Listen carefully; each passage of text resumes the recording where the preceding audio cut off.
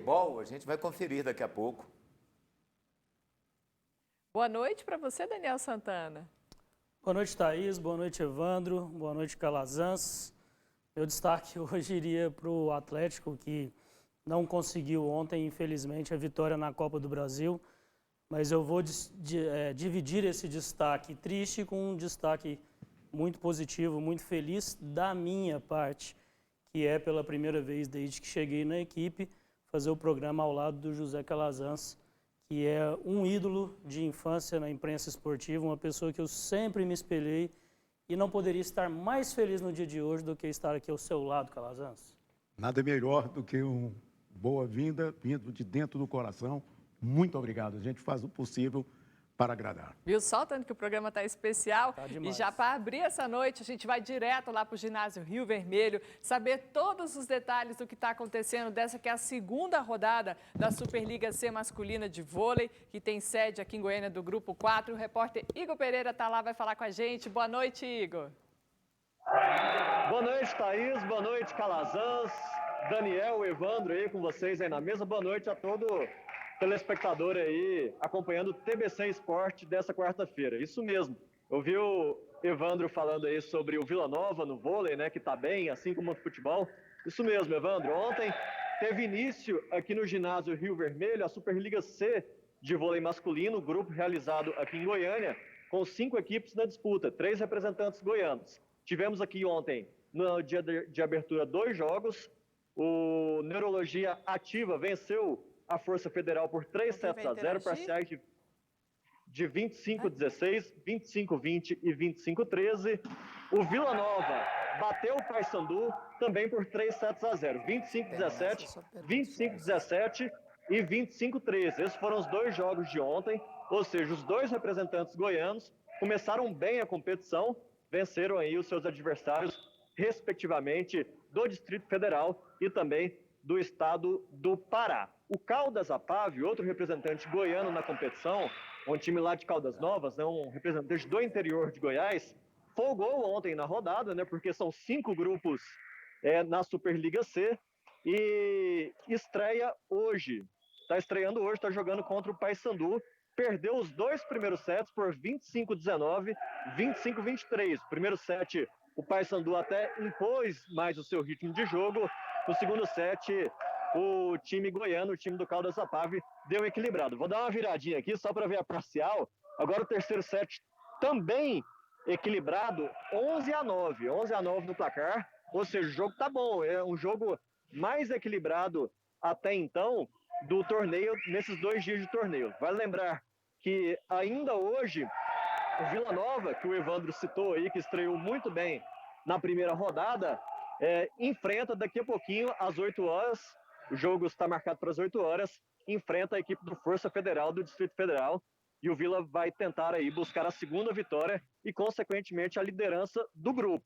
Vale lembrar que o Neurologia Ativa folga hoje na rodada, venceu ontem e volta a jogar. Então, amanhã, apenas amanhã, o Neurologia Ativa vai fazer o seu segundo jogo, quando o Vila vai folgar na data de amanhã. Só um destaque que eu gostaria de acrescentar: ontem a gente até falou sobre o Rio Vermelho, que o Dante Keller havia mencionado também as melhorias para receber a competição.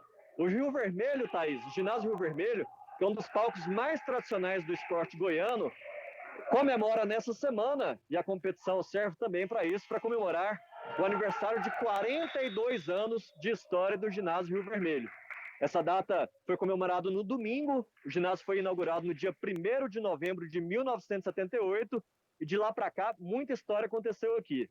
Dentro de quadro, uma história mais recente, a gente pode mencionar aí o Universo Ajax, né, que na década de 2000 conseguiu aí grandes resultados, inclusive um vice-campeonato sul-americano, semifinal de campeonato brasileiro, e abarrotava, lotava isso aqui. E também vários destaques também na música, né, um palco muito tradicional culturalmente. Na década de 80, vários nomes passaram por aqui: Milton Nascimento, Chico Buarque, Tim Maia, Paulinho da Viola, Caetano Veloso, Raul Seixas, Engenheiros do Havaí. Ou seja, muita gente boa passou por aqui, tanto dentro de quadra quanto fora também de quadra no cenário musical. E é um palco muito importante, não só do esporte, como também da cultura goiana e é um patrimônio público que com certeza é sempre bom, viu, Thaís? Trazer eventos de porte nacional aqui para o Ginásio Rio Vermelho. Com certeza, Igor. E, ó, o Daniel Santana tem uma pergunta para você. Fala, Daniel. Bom, primeiro agradecer o Igor pela disponibilidade de estar sempre aí ajudando a gente com a Superliga. Fica até difícil fazer uma pergunta por Igor, né? Que ele já passou todas as informações possíveis. Mas eu queria saber dos jogos que ele viu até agora, qual é o destaque na opinião dele, qual é o time que ele achou mais forte e qual o destaque individual também, qual o jogador que o surpreendeu. Boa noite, Daniel. A gente vai acompanhando aqui, na medida do possível, vai trazendo aí as impressões, as informações que a gente acha. Os dois representantes goianos estrearam muito bem na competição, né? Tanto o Neurologia Ativa quanto o Vila Nova encontraram dificuldades iniciais no primeiro set, mas a partir do segundo set e do terceiro, imporam aí o ritmo de jogo e deslancharam em suas partidas. Hoje, a gente vê um jogo mais equilibrado, apesar de que o Paysandu tenta se recuperar da derrota de ontem para o Vila Nova. Abriu 2-0, mas a gente viu aqui um segundo set muito disputado, né? Pela primeira vez, um segundo set, um set vencido pela diferença mínima, né? Que é de 2 pontos no vôlei. O segundo set foi 25-23, enquanto o primeiro set foi 25-19. Vou dar uma viradinha aqui, Daniel, para dar uma espiada no placar.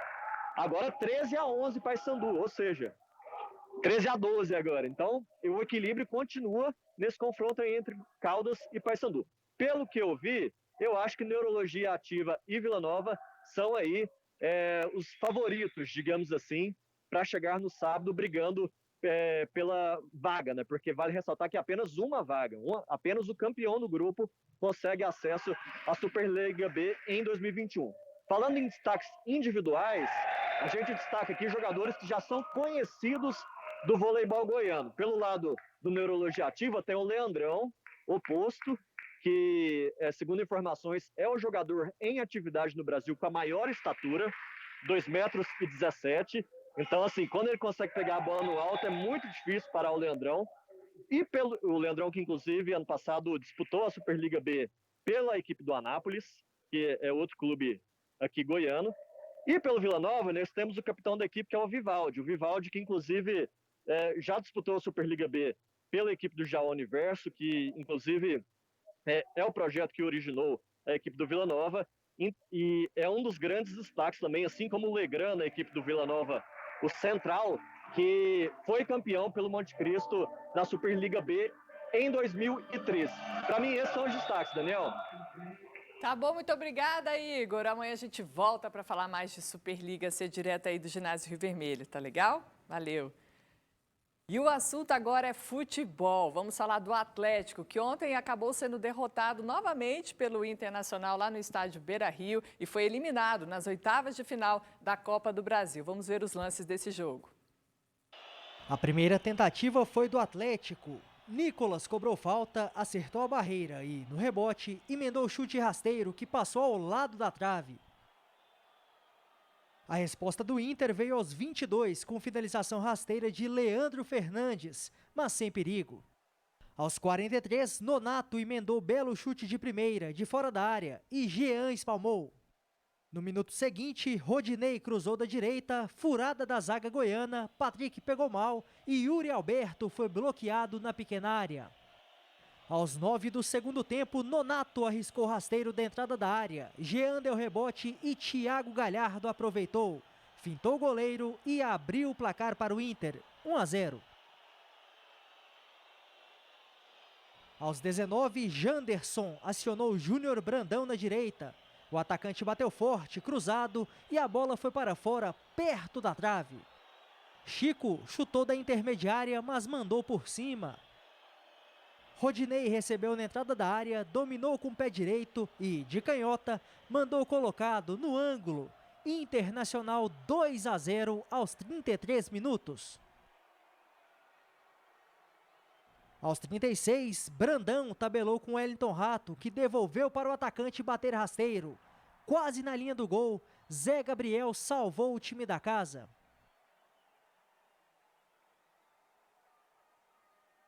Pouco depois, Brandão foi lançado pela direita, arrancou e bateu rasteiro. Marcelo Lomba não segurou e, em seguida, o defensor colorado não conseguiu afastar. Gol do Atlético. Fim de partida no Beira-Rio. Internacional classificado 2, Atlético Goianiense eliminado 1. E o Atlético completou ali 5 partidas seguidas sem vitória, sendo 4 derrotas e 1 empate. E depois do jogo, o técnico Eduardo Souza avaliou ali os erros individuais que os jogadores cometeram na partida de ontem.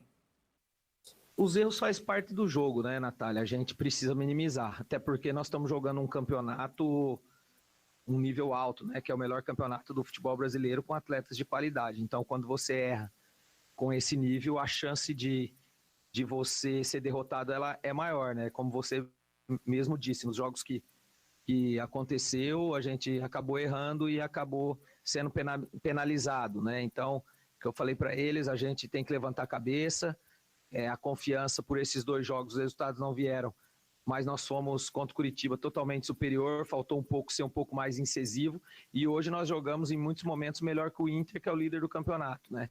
Então, eu acredito que se nós não tivéssemos levado o gol naquele momento do jogo, as nossas chances de passar seriam maiores.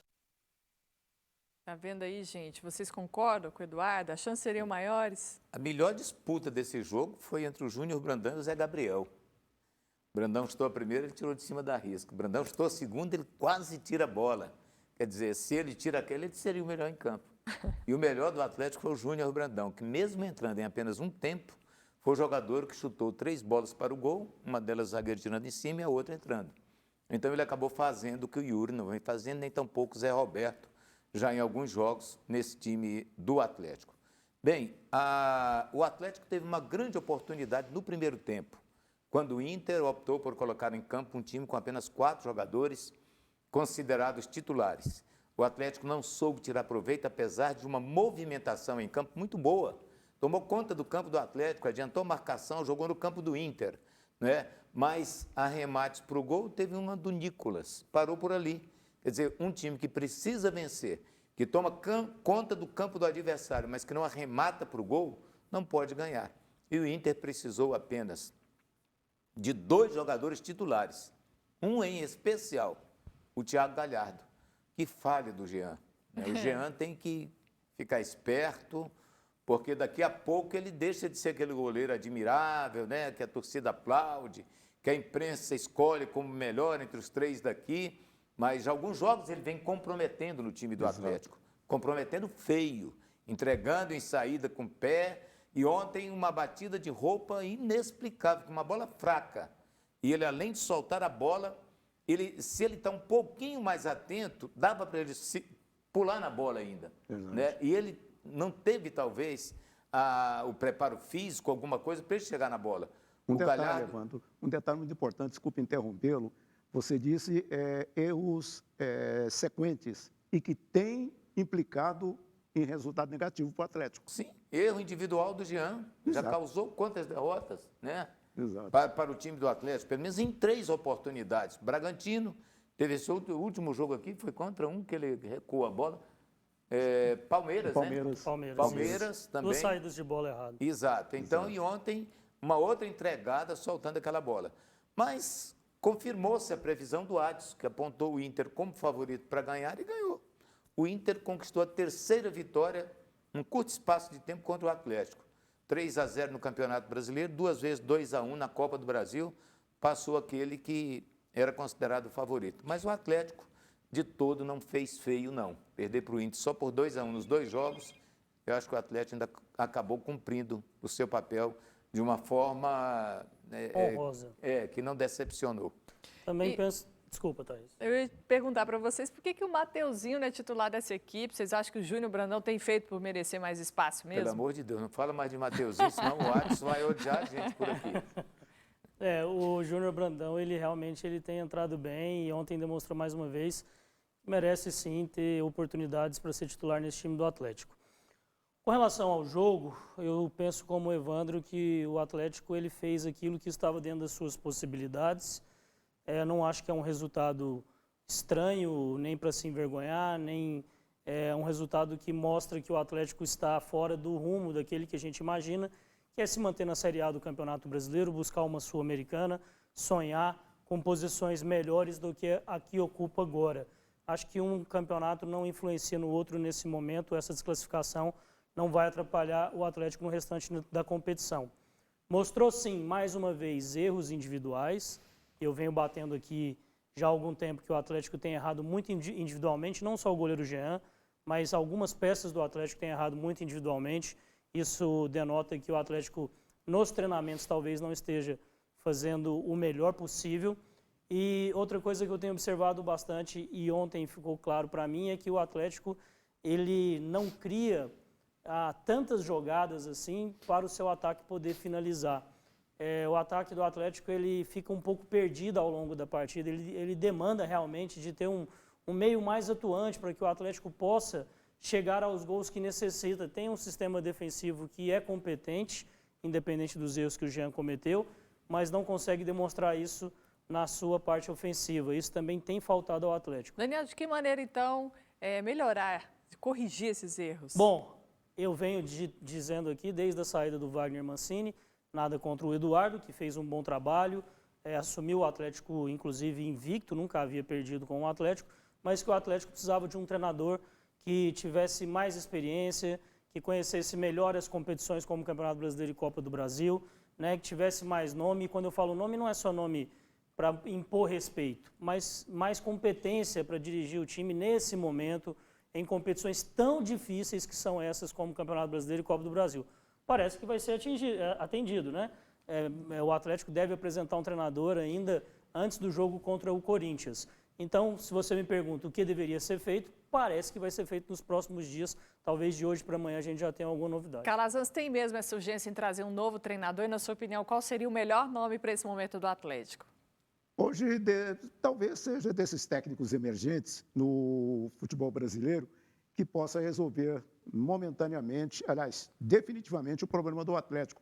Mas voltando ao que o Watson sempre fala, parece que o Atlético está sendo vítima de uma circunstância. Veja você, ele sempre reclama que o time do Atlético é limitado em termos de número. Ontem, por exemplo, quando eu fui elaborar o noticiário para o Mundo de Sua Casa na Rádio Brasil Central, o Atlético ontem, que já tem um elenco limitado, ele jogou sem 6 jogadores considerados titulares. Isso é muito difícil, o técnico interino, e sempre não pode contar de um jogo para outro. Se vocês forem analisar, quase todos os jogos o Atlético não consegue repetir a escalação, nem de 2, 3 jogos seguidos. Isso é impossível de se criar um conjunto, mesmo que seja modesto, mas que tenha aquela sequência normal de jogos. Essa questão do treinador, Thaís, assim, nenhuma pista foi dada. O Adson está trabalhando em silêncio absoluto. Ninguém sabe de nada. Porque é raro alguém não espalhar alguma coisa. Mas nem boato se ouviu até agora sobre esse nome. Treinadores em disponibilidade no mercado, a gente tem muitos. Né? Você tem Dorival Júnior, se quiser um treinador mais experiente. Você tem o Thiago Nunes, que apesar de jovem, já tem uma experiência de Atlético do Paraná muito boa, ganhou Copa do Brasil, etc.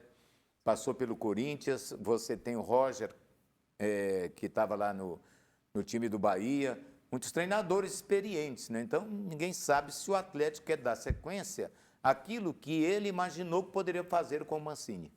E outro destaque importante dessa partida foi o atacante Yuri, que antes do jogo começar, ele exibiu um X na palma da mão esquerda, que é um símbolo ali de protesto contra a violência contra a mulher. Depois do jogo, o Yuri deu entrevista ao Sport TV e falou sobre esse protesto simbólico que ontem repercutiu muito, principalmente por causa do caso da digital influencer Mari Ferri. Eu, particularmente, eu nunca fiz nenhum tipo de protesto com a ajuda de ninguém. Eu sempre preferi fazer por mim. E depois de tudo que aconteceu hoje, no caso da Mari, assim, eu fiquei muito chocado. Eu tenho esposa, eu tenho mãe, eu tenho uma sobrinha. E eu acho que tamanho de respeito com as mulheres é chocante ainda em 2020. Então, a gente, como uma forma de exemplo no país e no mundo, jogadores de futebol estão na televisão todo dia, toda semana. Acho que a gente podia fazer um pouquinho mais cada um e, assim, pode até parecer um pouco complicado eu, de repente, chegar sozinho e fazer, mas acho que a gente não pode ter medo porque a gente precisa mudar as coisas nesse país. Tá certo, eu não sei se ainda tem a marca na mão. Não apagou, de tanto cair no chão que apagou.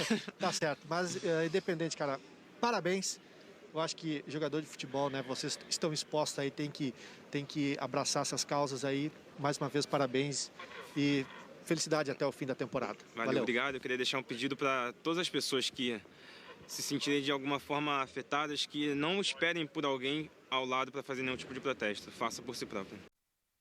Excelente a iniciativa dele, de vários outros ontem que nós vimos nas redes sociais Brasil afora, né, meninos? Não é a primeira vez que o Yuri se manifesta em relação a isso. Ele tem personalidade, toma a iniciativa, ele não espera alguém falar para ele pegar o barco andando. Ele mesmo toma a iniciativa de falar e é inteligente. Muito, inteligente bastante. Parabéns para o Yuri pela iniciativa. Não deveria ser digna de parabéns, porque deveria ser o comum, mas infelizmente a nossa sociedade não é assim. Então ele merece sim os parabéns por levantar a sua voz, que é uma voz que tem uma amplitude maior do que a da maioria da população, como jogador de futebol, como ídolo de um clube como o Atlético que está na Série A, de levar esse assunto tão importante para as outras pessoas. Como o Evandro disse, ele já se manifestou em outros casos, como o caso do Black Lives Matter, e agora se manifesta nesse caso. Então, mostra que nem sempre o jogador é aquele clichê de um jogador que não se preocupa com as coisas que acontecem na sociedade, vive só no mundinho da bola, do pagode e do churrasco. Então, não é sempre que é assim. Isso demonstra, que serve também para que se acabe um pouco com esse preconceito que existe contra o jogador de futebol. E só antes do Calazans, porque eu não falei aqui dos treinadores, que realmente o Adson, como ele decide praticamente sozinho, né, ele não tem nenhum nome que seja mais cotado nesse momento. Mas a imprensa vem dizendo aí no dia de hoje 2 nomes que o Atlético poderia estar entre eles, que é o Zé Ricardo e o Alberto Valentim. São os 2 nomes que eu vi, pelo menos, especulados na imprensa, tá? Não é informação oficial e não sei de nenhuma informação de dentro do Atlético. São os nomes que estão sendo especulados nesse momento. Inclusive o Adson Batista São anteontem... os emergentes, né, Calazans? Sim? São os emergentes. Os emergentes, exatamente. O Adson Batista também deu uma informação, parece-me anteontem ou ontem de manhã, que vários técnicos estrangeiros foram oferecidos à equipe do Atlético. Mas não são para vir de repente para o Atlético Goianiense. Nesse momento, eu acho que não é gente de ponta. Eu acho que nós temos coisas melhores aqui, só porque atravessou o Rio Meia Ponte ou atravessou o Atlântico, no caso, não quer dizer que seja um técnico que venha resolver o problema. Eu acho que no Brasil nós temos técnicos capacitados, desses novos, que podem perfeitamente suprir as necessidades do Atlético. O Atlético já teve um importado, né? Você lembra? Renganeschi. Armando Renganeschi. Treinou o Flamengo e tudo mais. O Adson havia dito, né, Calazans, já há alguns dias, que ele acha que isso é um modismo no futebol brasileiro, treinador estrangeiro, e que o Atlético não entraria nessa moda. Vamos ver até quando que ele suporta aí não entrar nessa moda. Assim como ele falou do Baca, né, o meia boliviano, que ele acabou de dispensar, o cara foi convocado para a seleção da Bolívia. É verdade. E só sobre o Yuri ainda, Thaís, sobre essa manifestação dele, ontem nós falamos aqui, o Atlético chegou de viagem às 4 horas da tarde, eu queria ter trazido o Yuri no programa para falar não só sobre isso, mas sobre futebol também, e nós vamos tentar trazê-lo nos próximos dias. E ontem eu falei aqui da importância da manifestação dos clubes de futebol, que as próprias torcidas estavam cobrando os seus clubes e eu estava achando isso muito bom. Colocamos aqui vários clubes da Série A. E o Goiás foi o primeiro a se manifestar, dos clubes de Goiás, e até o programa de ontem, Goiás e Vila haviam se manifestado. Por justiça, acho que nós devemos citar aqui também que hoje pela manhã, tanto o Atlético Goianiense, que jogava ontem à noite, então, segundo a sua assessoria, não estava no momento podendo se posicionar sobre isso, estava cobrindo o jogo, o Atlético Goianiense e o Goiânia Esporte Clube também se manifestaram em suas redes sociais em defesa às agressões sofridas pela influenciadora nesse julgamento lá em Santa Catarina, a tortura que ela sofreu. Tá certo, Daniel. E dando sequência na Copa do Brasil, além do Internacional, o Cuiabá também avançou na competição nacional, porque segurou o empate com o Botafogo, empate sem gols lá na Arena Pantanal. E como havia vencido o jogo de ida, se classificou. Agora, conferindo as outras partidas de hoje e de amanhã, às 19 horas, o Ceará recebe o Santos no Castelão. 9h30 da noite, Flamengo e Atlético Paranaense no Maracanã, mesmo horário de América Mineiro e Corinthians na Arena Independência. E na quinta-feira, 7 horas da noite, o Palmeiras joga contra o Red Bull Bragantino no Allianz Parque. E 9h30, o Juventude recebe o Grêmio no Alfredo Jaconi. Eu estou com um olho aqui e outro ali. Ó. Já meia hora de jogo no jogo do Santos, meia hora de jogo. Santos e Ceará 0-0. Qual confronto ali você acha que vai ser o mais difícil hoje, Calazans? Mais difícil hoje, em termos, é o jogo do América Mineiro contra o Corinthians. Será que o América realmente está bem? Vai suportar a pressão do Corinthians, embora parece que joga em casa, né? O jogo da Independência. Joga em casa. Para mim, é o jogo mais difícil hoje para o América provar realmente que ele tem cacife e está com o time montado, com o planejamento feito para voltar à Série A. Pelo menos na Série B, ele tem feito uma boa campanha. Vamos ver agora, quando ele precisa mostrar competência em campo. Sim, e abraçando agora a nossa audiência, abraços a todos aí do programa. Rui César, atleticano. Obrigada, Rui, pela sua participação. Boa noite, esse programa é muito bom, professor Reinaldo. Daqui a pouquinho a gente volta com mais TBC Esporte, não saia daí.